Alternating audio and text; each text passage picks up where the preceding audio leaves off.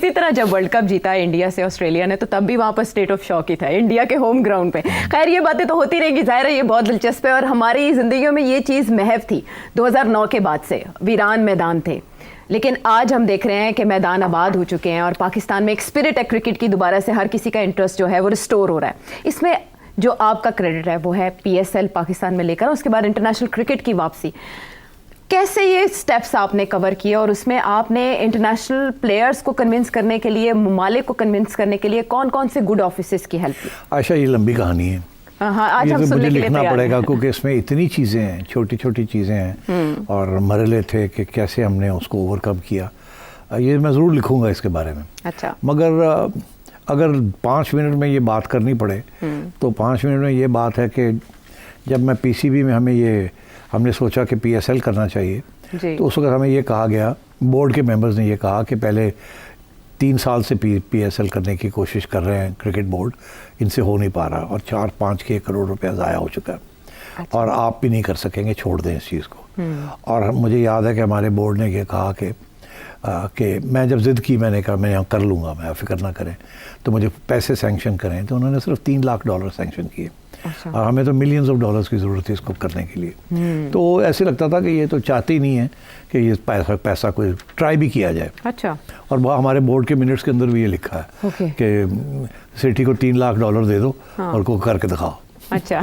और कुछ लोगों ने बड़े नास्टी कमेंट्स भी किए कि ये तो सिटी की फाइनल एंड है सिटी का, और ये बहरहाल जी हमने बड़ी भाग दौड़ की। उसकी कहानी लंबी है, मगर इवेंचुअली हमने लॉन्च कर ही दिया। और लॉन्च जब किया तो उसमें शुरू में ये एक ऐसा हादसा हुआ कि ऐसे लगता था कि ये PSL अब कभी भी नहीं होगा। अच्छा। क्योंकि पहले मैच के अंदर ही हमें नेशनल क्राइम एजेंसी, जो कि ICC की एजेंसी है, उन्होंने मुझे बुला के कहा 3 घंटे पहले मैच से कि हमारा ख्याल है कि मैच स्पॉट फिक्सिंग होगी इसमें, और हमने कुछ आपके प्लेयर्स हैं जिनको हमने मॉनिटर किया है और हमारे पास एविडेंस है, सबूत है हमारे पास कि वो स्पॉट फिक्सिंग करेंगे, और इसलिए हम उनको अभी थे गिरफ्तार करना चाहते हैं। अच्छा। मैंने कहा यार मारे गए, 2 घंटे के बाद मैच शुरू हो रहा है, पहला मैच है। अगर यहाँ स्पॉट फिक्सिंग, मैच फिक्सिंग की बात आ गई तो सारी टूर्नामेंट उड़ जाएगी। क्योंकि पहले ही वो जो नए सेयर्स थे, जो लोग कहते थे नहीं हो सकता, वो यही कहते थे जी मैच फिक्सिंग हो जाएगी, ये हो जाएगा, वो हो जाएगा, आपके पास तो सिक्योरिटी नहीं है, ये नहीं है। हमने बड़ी कोशिश की थी कि तकड़ी सिक्योरिटी की जाए। बहरहाल जी फिर वो उस मसले को हमने हल किया, और वो जो 2 प्लेयर्स थे जिन्होंने ये कोई मंसूबा बनाया हुआ था स्पॉट फिक्सिंग का, उनको फिर घर भेज दिया और उनको किसी और मैच में खेलने नहीं दिया, और एंड सो ऑन। तो अब वो फिर कहानी है, वो फिर लिखूंगा। लेकिन खबर को हाईलाइट होने से रोका गया। बहुत खतरनाक एक मोड़ था।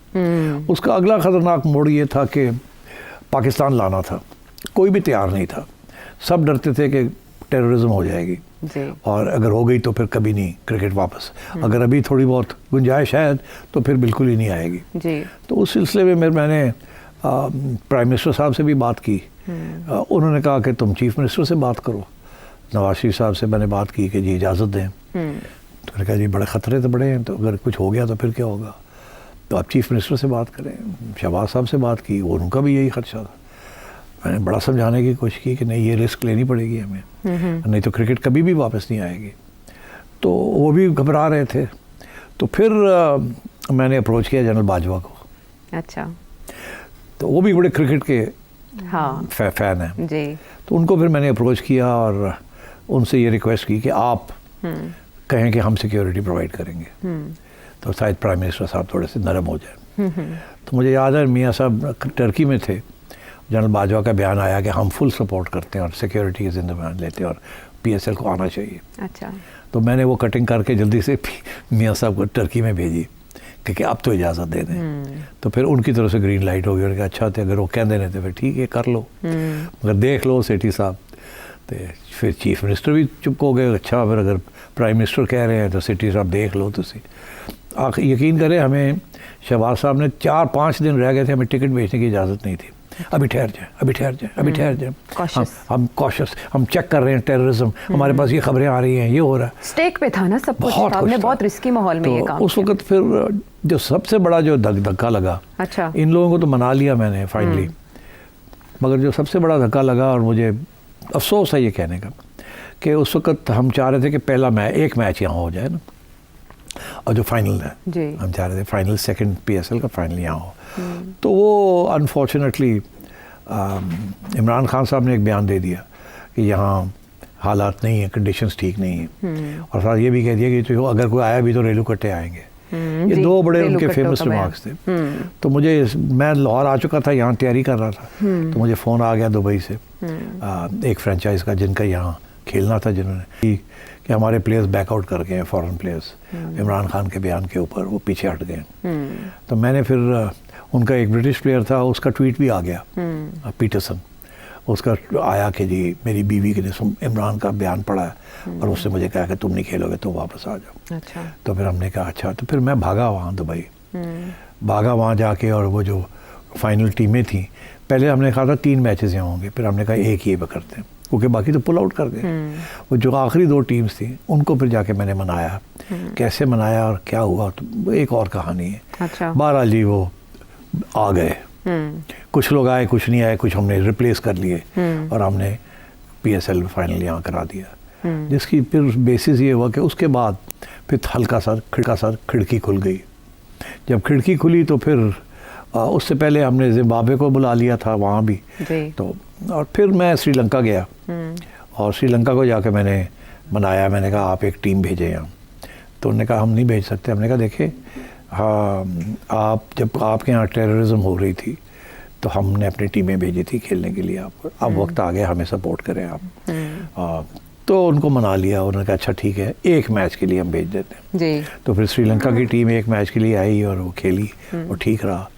उसके बाद ICCs को हमने कहा आप एक इंटरनेशनल टीम भिजवाएं, अच्छा, क्योंकि और कोई आने के लिए तैयार नहीं था, इंटरनेशनल टीम भेजें। उसमें फिर ICC के अंदर जाइल्स क्लार्क साहब, जो कि इंग्लैंड एंड वेल्स के क्रिकेट बोर्ड के चेयरमैन, उन्होंने हमारा साथ दिया। उन्होंने सिर्फ ये नहीं कि टीम बनाई, उन्होंने हमें सिक्योरिटी के लिए पैसे भी दिए, और एक सिक्योरिटी कंपनी को भी हायर किया, उनके पैसे उन्होंने दिए, और एक टीम भी भेजी, और उस टीम का खर्चे भी कुछ उठाए, तो सपोर्ट हमें मिली वहाँ से। अच्छा। तो फिर हमने वो टीम आई, यहाँ खेले, हमने अच्छी हमारी कारकर्दगी रही उस टीम के खिलाफ, और वो कोई इशू कोई नहीं बना। अच्छा। उसके बाद फिर मैं गया वेस्ट इंडीज़ के पास, तो उनको मैंने कहा कि अब देखिए इंटरनेशनल टीम भी हो गई है, अब आप भी आके 3 मैचेस खेल लें यहाँ। अच्छा। तो वो भी नहीं तैयार थे। हाँ। फिर उनको मनाया। अच्छा। तो फिर वो आए, उन्होंने 3 कराची में मैचेस खेले। हमारा दिल यहाँ था, अल्लाह रहम करे, अल्लाह रहम करे, दुआएं मांगे कि कोई गड़बड़ ना हो जाए। वो 3 मैचेस हो गए, बड़े अच्छा रहा। कराची के लिए पहली दफ़ा international cricket I after so many years. और क्या साइट थी, मैं देख बच्चे ख़वातीन चल चल के आ रहे हैं देखने के लिए। It was fantastic. कराची आइट से ऐसा रिस्पॉन्स दिया, housefull. We broke all records of gate receipts. उस ज़माने में, मैं जबकि ये बात कर रहा हूँ, मेरा ख्याल 2017 की बात है या 18, 20 करोड़ रुपए के सिर्फ हमने टिकटिंग हो गई। इतनी फैंटास्टिक रिस्पॉन्स था, विच वॉज अनप्रेसिडेंटेड। अच्छा। बस उसके बाद फिर खैर बायलैटरल क्रिकेट की बात शुरू हो गई। खैर मैं उसके बाद चला गया। उसके बाद फिर जो एडमिनिस्ट्रेशन आई, उन्होंने फिर इस चीज़ को आगे बढ़ाया, और फिर आहिस्ता आहिस्ता पहले इंग्लैंड भी आई, ऑस्ट्रेलिया आई, न्यूजीलैंड आई, तो ये आती आती फिर कोविड हो गया। कोविड के दरमियान PSL डिसरप्ट हो गया, दोनों दफ़ा डिसरप्ट हो गया। हमारी सिक्योरिटी अरेंजमेंट्स ठीक नहीं थे, जो इंतज़ाम किया था टू स्टॉप कि लोग इन्फेक्ट ना करें एक दूसरे को, बायो बबल। हाँ, बायो बबल ख़राब हो गई, वो यहाँ इंतज़ामिया ठीक नहीं था, जिसकी वजह से दोनों मैचेस 2 साल शिफ्ट करने पड़े टू दुबई, और अबैंडन करने पड़े। वो जो था ना, और वो मोमेंटम टूट गया PSL का। बहरहाल फिर वो इंतज़ामिया तब्दील हो गई, और रमीज़ राजा साहब आ गए। पहले एहसान मानी साहब थे, फिर रमीज़ राजा साहब आ गए। उस वक्त हो ये रहा था कि इमरान खान साहब ने हमारा डोमेस्टिक क्रिकेट स्ट्रक्चर भी चेंज कर दिया था जी, जिसकी वजह से मेरा अपना ख्याल है बहुत नुकसान हुआ है, एक बहुत बड़ी डिसरप्शन हुई है। और बहरहाल वो फिर कुछ अरसे के लिए एक आध 2-3 टीमें आई, मगर हमारी कारकर्दगी बहुत बुरी रही ड्यूरिंग दिस टाइम। तो फिर जब ये नून लीग वालों की हुकूमत आई तो उन्होंने मुझे वापस रिस्टोर किया। मैं गया, मैंने जाके एशिया कप वाली डिबेट शुरू की और एशिया कप वालों को कहा कि अब आए, यहाँ लेके आए एशिया कप। तो वो नहीं मानने के लिए तैयार थे। अगेन इंडिया ने यही प्रॉब्लम्स क्रिएट किए थे।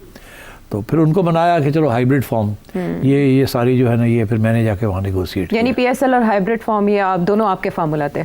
हाइब्रिड फॉर्म भी मेरी है, बिकॉज ये जे शाह था उस वक्त एशियन क्रिकेट काउंसिल का हेड, तो इसको बनाया, ये मानता नहीं था, ये कहता था नहीं।